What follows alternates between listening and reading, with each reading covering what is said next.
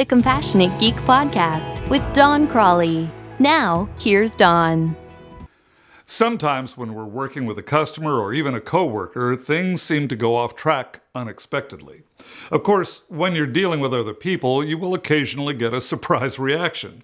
So here are some common reasons why things go wrong, along with some tips for what to do when that happens. Number 1, we seem like we don't care. Support situations can fail when we don't sound or act as if we care, are concerned, or appreciate the customer's or end user's situation. Now, maybe we actually do care, but in order to convey our caring, we've got to choose compassionate and empathetic words and phrases that show we care. No one can read another's mind. Try saying things like, "I know this is very frustrating. I'm sure I would feel the same way if I were you. I am so very sorry. If there were anything at all that I could do, believe me, I would." Try an honest expression of sympathy, saying something like, "I'm so sorry that happened to you." It's amazing how much of a calming effect that can have. Number 2, we don't listen. Too often we try to jump in with solutions, and we don't allow our end users and customers to vent their feelings. We need to show the customer or end user that we're listening by what we say and how we say it. Understand that obnoxious users and customers are often embarrassed because they made a mistake and they want to blame it on someone, perhaps you. Showing that we're interested in what they have to say often helps us establish rapport with the other person. Active listening techniques, including asking to make sure you understand what they've said, can go a long way toward fostering a good situation. By saying, "Let me make sure I understand what you said," you are reaching out to the user and showing that you care. Number 3, we let the user upset us.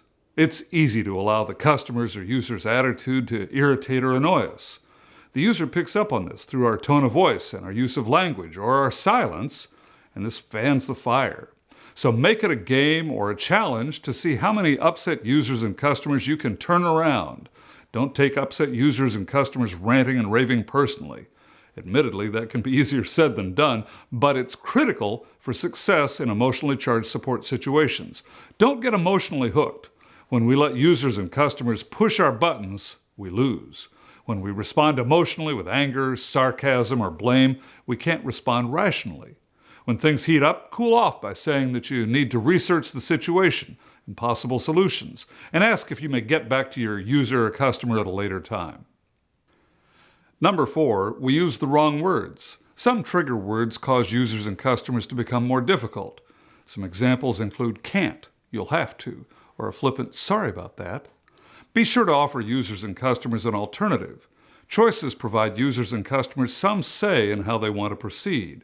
Instead of saying, "I don't know," try, "Let me get you an answer," or "Let me find out for you." Number 5, we focus on ourselves instead of seeing it from the customer or user's point of view. Maybe you think the customer or end user is making too much out of a small issue, and maybe by your standards they are. But the point is that if the issue, whatever it is, seems like a big deal to the customer or end user, it is a big deal, regardless of how we might feel about it. We must always look at customer or end user issues from their perspective, just the same as we would want a customer service rep who's helping us to try to see our problem from our perspective.